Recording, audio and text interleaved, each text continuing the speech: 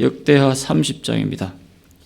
역대하 30장 1절에서 12절까지 본문인데 제가 1절부터 9절까지 제가 봉독해 올리도록 하겠습니다. 30장 1절에서 9절까지입니다. 히스기야가 온 이스라엘과 유다의 사람을 보내고 또 에브라임과 므낫세의 편지를 보내어 예루살렘 여호와의 전에 와서 이스라엘 하나님 여호와를 위하여 유월절을 지키려 하니라. 왕이 방백들과 예루살렘 온 회중과 더불어 의논하고 둘째 달에 유월절을 지키려 하였으니 이는 성결하게 한 제사장들이 부족하고 백성도 예루살렘에 모이지 못하였으므로 그 정한 때에 지킬 수 없었음이라. 왕과 온 회중이 이 일을 좋게 여기고 드디어 왕이 명령을 내려 브엘세바에서부터 단까지 온 이스라엘에 공포하여 일제히 예루살렘으로 와서 이스라엘 하나님 여호와의 유월절을 지키려 하니 이는 기록한 규례대로 오랫동안 지키지 못하였음이더라. 보발꾼들이 왕과 방백들의 편지를 받아가지고 왕의 명령을 따라 온 이스라엘과 유다에 두루 다니며 전하니 일러스되 이스라엘 자손들아 너희는 아브라함과 이삭과 이스라엘의 하나님 여호와께로 돌아오라. 그리하면 그가 너희 남은 자 곧 아수르 왕의 손에서 벗어난 자에게로 돌아오시리라. 너희 조상들과 너희 형제같이 하지 말라. 그들은 그의 조상들의 하나님 여호와께 범죄하였으므로 여호와께서 멸망하도록 버려두신 것을 너희가 똑똑히 보는 바니라. 그런즉 너희 조상들같이 목을 곧게 하지 말고 여호와께 돌아와 영원히 거룩하게 하신 전에 들어가서 너희 하나님 여호와를 섬겨 그의 진노가 너희에게서 떠나게 하라. 너희가 만일 여호와께 돌아오면 너희 형제들과 너희 자녀가 사로잡은 자들에게서 자비를 입어 다시 이 땅으로 돌아오리라. 너희 하나님 여호와는 은혜로우시고 자비하신지라. 너희가 그에게로 돌아오면 그의 얼굴을 너희에게서 돌이키지 아니하시리라 하였더라. 아멘.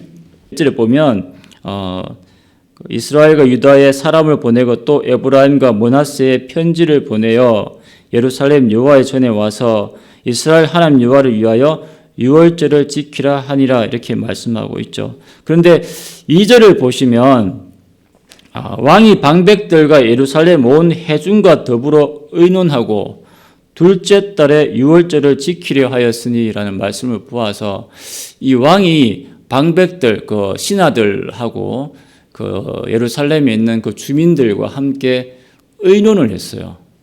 이 유월절을 지키는 문제를 가지고 어떻게 해야 되겠느냐 하는 어떤 그런 문제를 놓고 의논을 하는 장면이 나오는데 그 이유가 뭐냐 하면 유월절을 지키고 싶은데 이번 달은 못 지킬 것 같다 하는 어떤 그런 것 때문에 지금 반상회의를 했는 것 같아요. 왕하고 주민들하고 이 신하들끼리 모여서 그 이유가 뭐냐 하면 3절에 보시면 이는 성결하게 한 제사장들이 부족하고 그래서 구별되어진 성결하게 된 그 제사장들이 굉장히 부족하다. 지금 현재 부족하기 때문에 유월절을 지을 수 있는 형편이 못 된다. 그리고 백성들도 예루살렘에 모이지 못하였기 때문에 그러니까 백성들도 지금 형편이 좋지 않다. 예루살렘에 모일 수 있는 그런 형편이 안 된다라는 어떤 그러한 결론을 내려서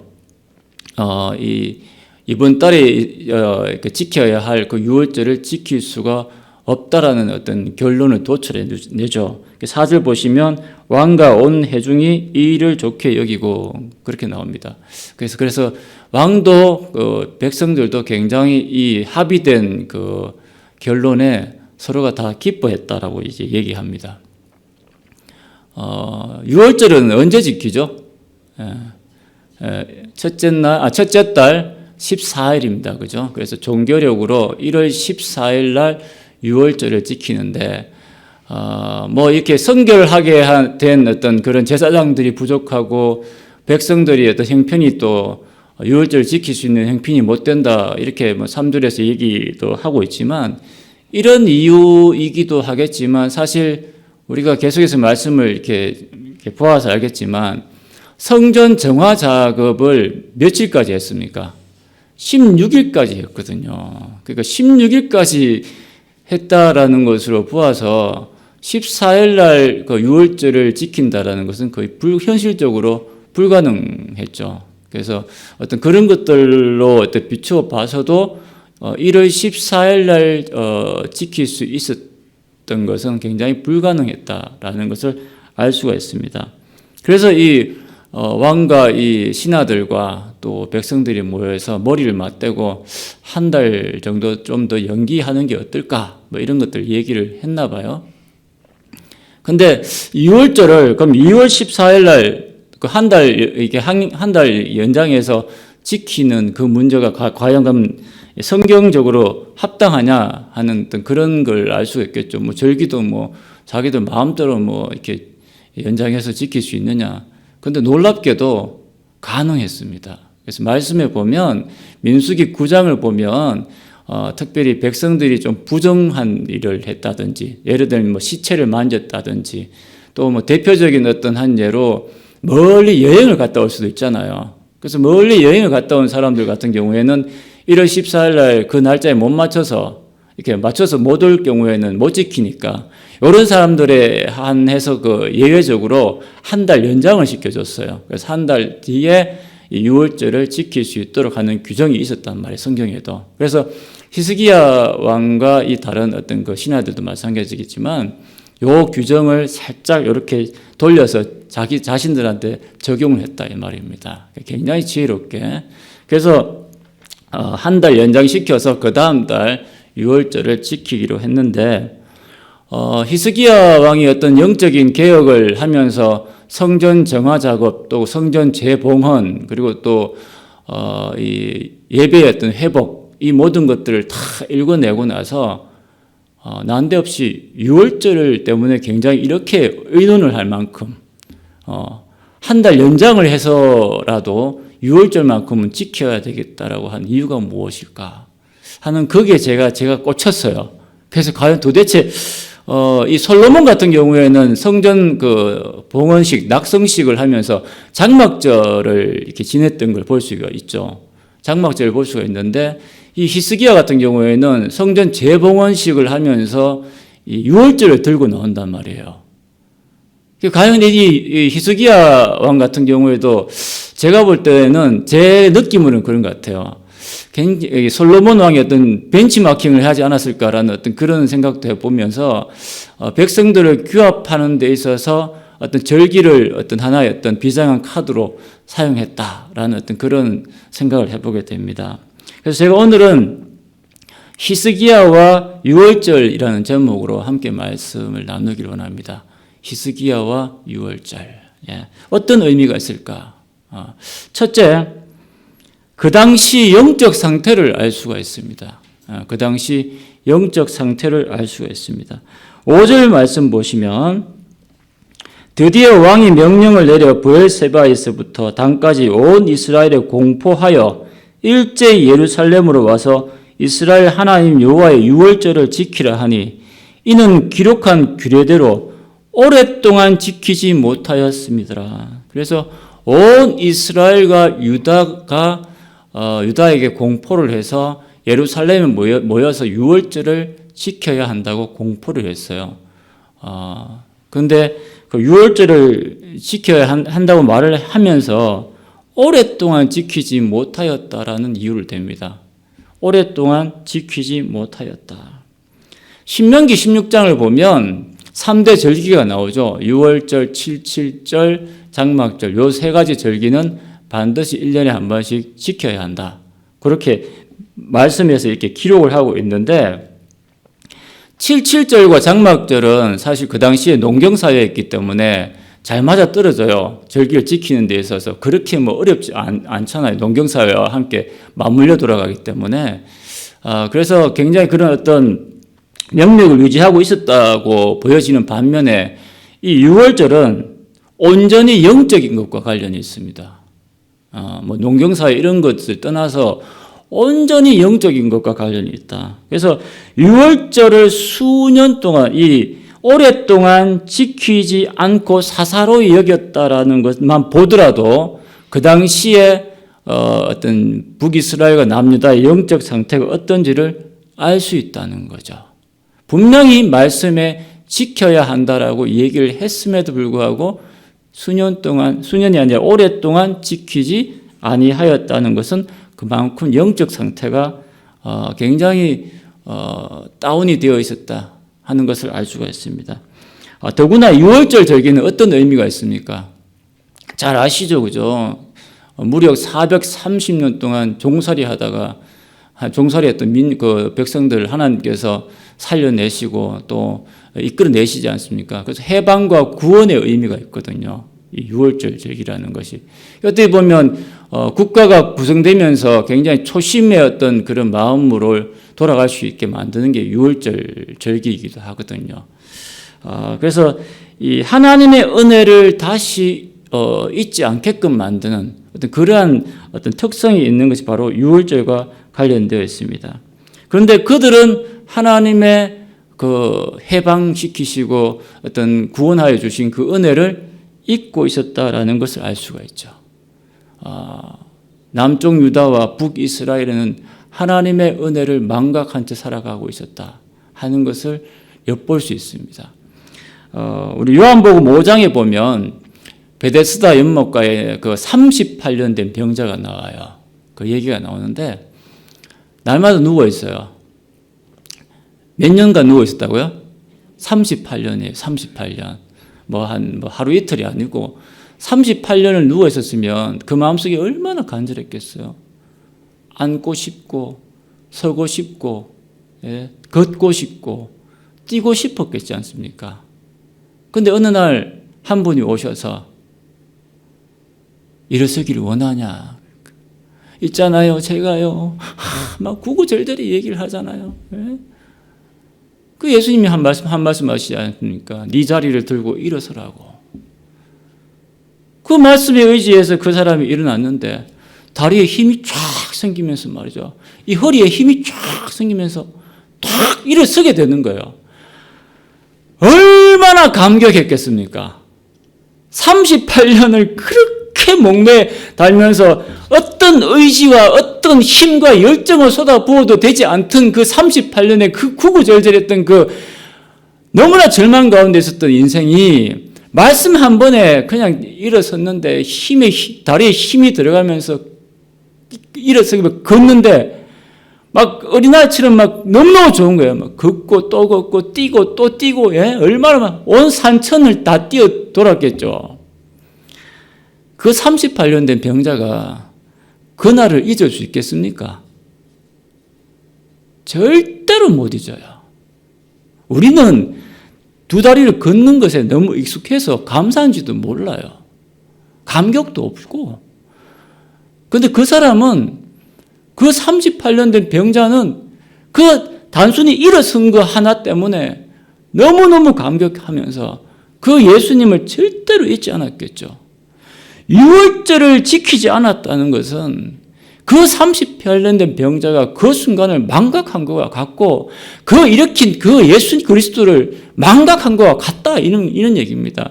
북이스라엘과 남쪽 유다는 하나님의 은혜와 인도하심과 그 해방시켜 주신 놀라우신 구원의 그 역사하심 그 과거의 순간을 송두리째 다 잊고 하나님 없이 살아가고자 했다는 것을 알 수 있다는 거죠. 오랫동안 지키지 아니하였더라. 하나님의 은혜를 망각한 채 그렇게 살아가고 있었다는 얘기입니다. 사랑하는 우리 성도 여러분, 우리가 예수 그리스도의 그 놀라우신 보혈로 구원을 받은 거 확실합니까? 우리 마음속에 예수께서 죽으시고 또 우리를 살리신 그 은혜와 그 사랑이 내 마음속에 감격으로 남아있지 않다면 이 이스라엘 족속들의 이 민족이 유월절을 지키지 아니하고 사사로이 그냥 하나님의 그 인도하심과 그 역사하심을 여겼던 것처럼 우리도 그렇게 생각하고 있다라고 보시면 됩니다. 정말 우리 마음속에 시간이 지날수록 십자가의 그 은혜가 퇴색되어져 간다면 우리도 이와 같은 이 이스라엘의 전철을 밟지 않는다고 누가 큰 소리 칠 수 있겠습니까? 자신 한번 돌아보았으면 좋겠어요. 두 번째, 영적인 도전의 의미가 있습니다. 이 히스기야가 유월절이라는 절기를 택했던 것은 어떤 굉장한 영적인 도전의 의미가 있었다. 다시 말하면 보십시오. 다시 5절 보시면 이는 기록한 규례대로 오랫동안 지키지 못하였음이더라. 오랫동안이 몇 년일 것 같아요? 한 1년, 2년, 5년, 10년일 것 같습니까? 르호보암 때부터 시작해서 이 남과 북이 분열되는데 그때부터 지금까지 이 유월절을 지킨 왕이 없어요. 성경이 안 나옵니다. 지켰다고. 그러면 1, 20년이 아니고 수백 년 동안 유월절을 안 지켰어요. 하나님의 은혜와 인도하심 이런 건 초심으로 돌아가자 이런 마음도 없고 그냥 수백 년 동안 지키지 않았던 것을 알 수가 있다는 사실이에요. 예? 그러니까 이게 수백 년 동안 지키지 않는 것을 지금 와서 지키자. 얼토당토하는 소리죠. 아니 우리 조상들도 안 지킨 걸 우리가 왜 지키냐고. 그런 생각 안 들겠습니까? 너무나 황당무계한 얘기죠. 어떻게 보면 히스기야 왕이 유월절을 지키자 이런 분위기 속에서 유월절을 지키자고 하는 것은 어떤 영적인 도전의 의미보다는 제가 볼 땐 거의 도발에 가깝다고 저는 생각합니다. 이건 굉장히 이 사람들한테는 엄청난 도발이죠. 아니 그걸 지금 이런 상태에서 무슨 유월절을 지키고 지킨다고 한들 우리들 삶이 무슨 변화가 있으며 우리 삶에 어떤 놀라운 어떤 그런 인도하심이 있겠느냐 하는 생각을 안 할 수가 없는 거죠. 그러니까 10절에 보십시오. 10절 보시면 끝에 보시면 사람들이 그들을 조롱하며 어떻게 했다? 비웃었더라. 이렇게. 예.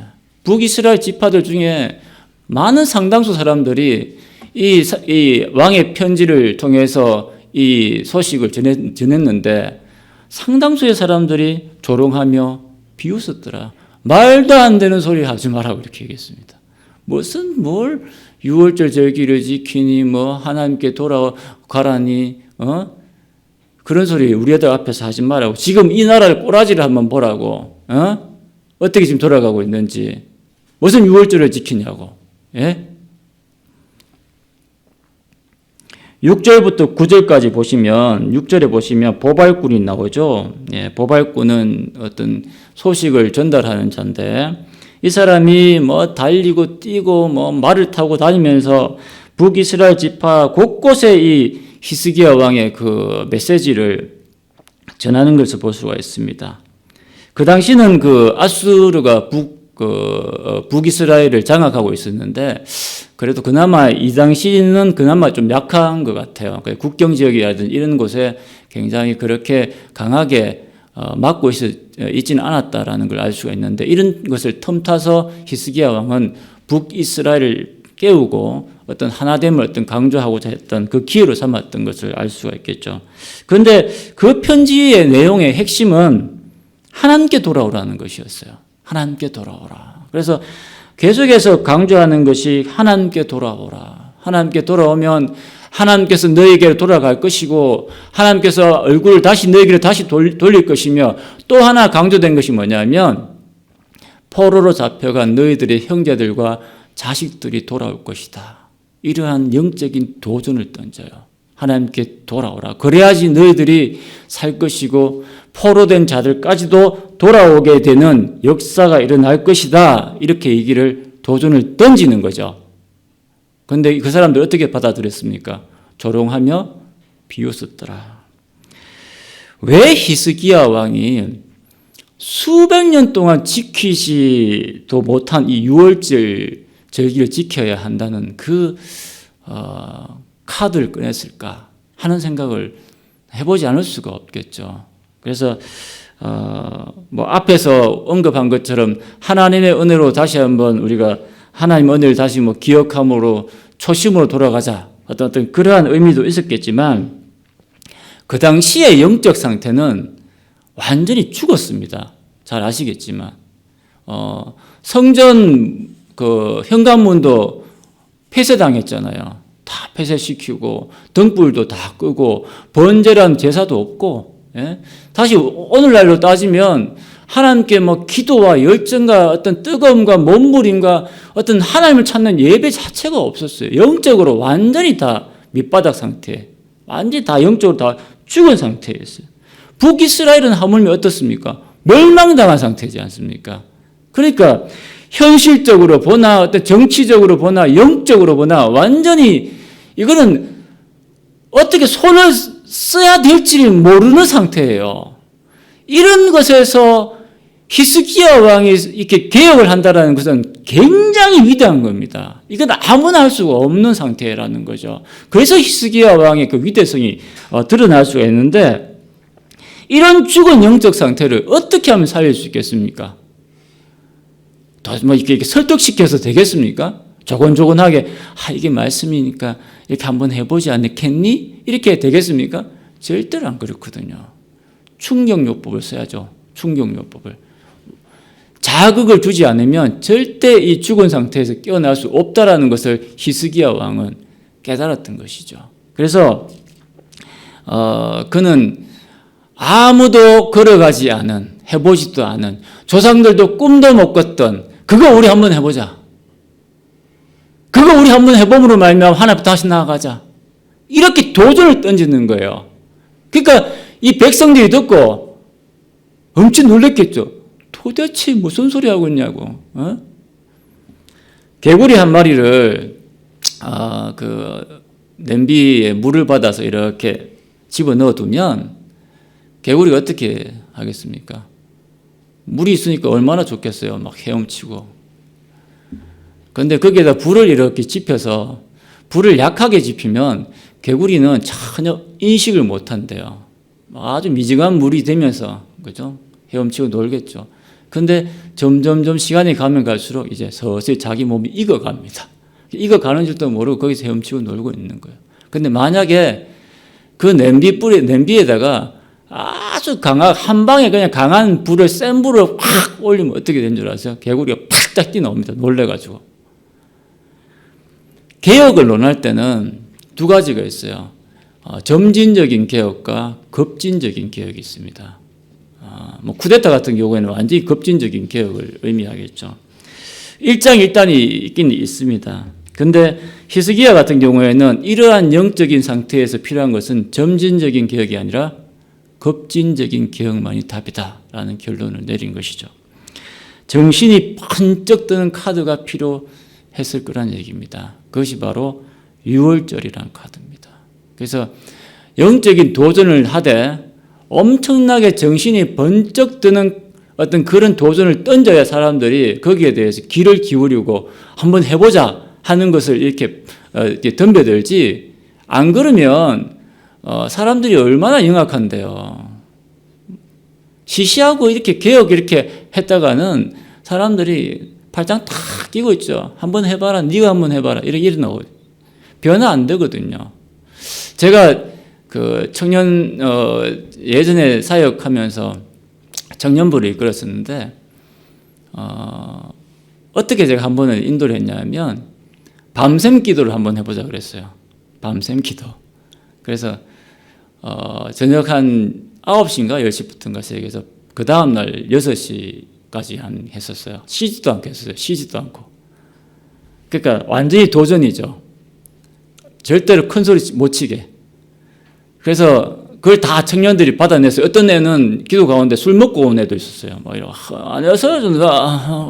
이거 앉아 기도해라. 그러면, 알겠습니다. 이렇게 먹고 졸면서도 이게 있더라고요. 그런데 그렇게 했는데 새벽에 성도들하고 다 새벽 기도할 때 성도들도 굉장히 놀래더라고요. 청년들까지 나와서 기도하고 이러니까. 근데 걔네들이 마치고 집에 가는데 얼마나 잠을 못 잤으니까 얼마나 피곤했겠어요. 그런데도 불구하고 얼굴이 굉장히 밝았어요. 왜냐? 해냈다 이거지. 우리 밤샘이 기도를 하면 했다 이거지. 걔네들은 인생 살면서 굉장히 그걸 잊을 수가 없을 겁니다. 북이스라엘과 이 남유다에게 있어서 이 유월절을 지키는 것이야말로 굉장히 그들한테 충격적인 요법일 수 있습니다. 수백 년 동안 지키지 않았던 그 유월절을 지킴으로 말미암아 우리 한번 해보자 말이죠. 히스기야 왕이 그렇게 도전을 던지는 거예요. 그럴 때에 백성들이 깜짝 놀라면서 변화가 일어날 수 있다는 얘기입니다. 자, 보십시오. 이렇게 했는데 11절 보시면 그러나 아셀과 므낫세와 스불론 중에서 몇 사람이 스스로 겸손한 마음으로 예루살렘에 이르렀고, 자, 북이스라엘 그 지파에서 몇 명이 왔어요? 몇 사람이 왔죠. 자, 그러면 히스기야의 이 외침과 부르짖음과 이 보발꾼들의 어떤 그렇게 열심히 뛰어다니면서 왕의 명령을 전달했는데 실패했습니까? 단 몇 사람이 왔어요. 반응한 사람 없었어요. 다 조롱하고 비웃고, 예? 무슨 6월절 지키고 뭐 하나님께 돌아오고 뭐 소리한다고 뭐 이랬겠죠. 그런데 단 몇 사람이 와서 6월절 그 행사에 참여를 했어요. 자, 우리 같으면 볼 때 실망하고, 정말 죽겠다. 이래가지고 무슨 개혁이 되고 어떻게 하나님 앞에 돌아갈 수 있는, 이런 생각할 수 있겠죠. 그런데 놀라운 게 나옵니다. 12절 보십시오. 하나님의 손이 또한 유다 사람들을 감동시키사, 이렇게 나옵니다. 하나님의 손이 함께 하셨어요. 할렐루야. 고작 몇 사람이 왔지만 하나님이 함께 하셨다는 걸 강조하고 있어요. 하나님이 함께 하신 개혁, 하나님이 함께 하신 도전은 우리가 볼 때는 몇 명 안 되지만 하나님 보시기에는 그것을 인정한다는 얘기예요. 그래서 하나님 말씀대로 살자고 도전하고 하나님 말씀대로 살고자 변화를 추구하는 것은 하나님께서도 반드시 함께 하신다는 것을 우리가 확신해야 됩니다. 그래서 보발꾼들이 그렇게 열심히 뛰어다닌 그 모든 순간순간들이 아무것도 아닌 것처럼 여길지 모르겠지만 하나님 보시기엔 그만큼 귀한 것이 없어요. 어떻게 보면 이것이 오늘날 전도라고 저는 생각을 해요. 말씀을 준비하면서 이것은 전도의 모습이라는 생각이 들었어요. 우리가 하나님 말씀을 붙들고 나가서 정말 전국 방방곡곡 돌아다니면서 하나님 말씀을 전할 때에 사람들한테 아무 의미가 없을지 모르겠지만 그 중에 고작 몇 사람이 올 수도 있겠죠. 그런데 하나님 보시기에 하나님 손이 함께 하신다면 그것은 성공한 개혁, 성공한 변화라는 것입니다. 우리가 절대 이것을 잊어서는 안 된다는 얘기예요. 말씀을 맺겠습니다. 히스기야 왕이 그 어두운 영적 암흑기에 6월절 절기를 지켜야 한다. 하여튼 그 외침을 우리가 잊어서는 안 됩니다. 예. 그래서 하나님이 날 구원하신 그 은혜를 잊고 살아가고 있지는 않은지 한번 돌아봤으면 좋겠고요. 그리고 그 은혜를 잊고 무미건조하게 살아가고 있다면 새로운 도전을 통해서 좀 내 자신을 좀 깨어있는 사람을 만들고 또 우리 옆에 있는 형제 자매들 좀 깨워줄 수 있는, 도전할 수 있는 보발꾼과 같은 그런 사람의 역할을 감당했으면 좋겠습니다. 예, 기도하시겠습니다.